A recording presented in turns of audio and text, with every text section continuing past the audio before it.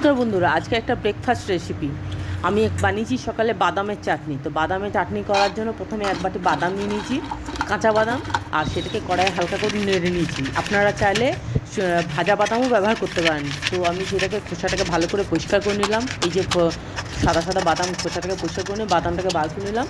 এবার এর মধ্যে আমি দিলাম হচ্ছে 3টে কাঁচা লঙ্কা। এবার কাঁচা লঙ্কা আর বাদামটাকে ভালো করে বাঁধতে হবে। আর আপনারা জানেন আমি শিলনোড়া কিনছি, শিলনোড়াতে আমি ভালো করে বাঁধলাম, যেটা আমার করতে খুব কষ্ট হয়েছে। আপনারা মিক্সিতে অবশ্যই করবেন। তো সেটাকে আমি ভালো করে গুলিয়ে একটু পাতলা ব্যাটার তৈরি করে নিলাম, ঠিক আছে। আর একটুখানি দিয়ে দিলাম পরিমাণ মতো নুন। আর এটাকে আপনার সম্পদ দেওয়ার আগে এটাকে আপনাকে করে রাখতে হবে, এটাকে আপনাকে করে দেয়। এবার কড়াইয়ে দিয়ে দিলাম একটুখানি সর্ষের তেল, অবশ্যই সর্ষের তেল দেবেন। তার সাথে দিলাম কিছু ফোড়ন, গোটা জিরে, গোটা সর্ষে, কারি পাতা আর শুকনো লঙ্কা, এটা দিয়ে দিলাম। দেওয়ার পর দিয়ে দিলাম একটা মিডিয়াম সাইজের টমেটো কুচি কুচি করে রেখেছি, সেটা দিয়ে দিলাম। আর টমেটোটা নরম করার জন্য তেল দিয়ে দিয়েছিলাম একটুখানি নুন। দেখুন টমেটোটা নরম হয়ে গেছে। এর মধ্যে আমি ওটা ঢেলে দিলাম। ঢালার সাথে সাথে আপনাকে বেশিক্ষণ নাড়তে হবে না, এটাকে আপনাকে সঙ্গে সঙ্গে গ্যাস অফ করে দিতে হবে।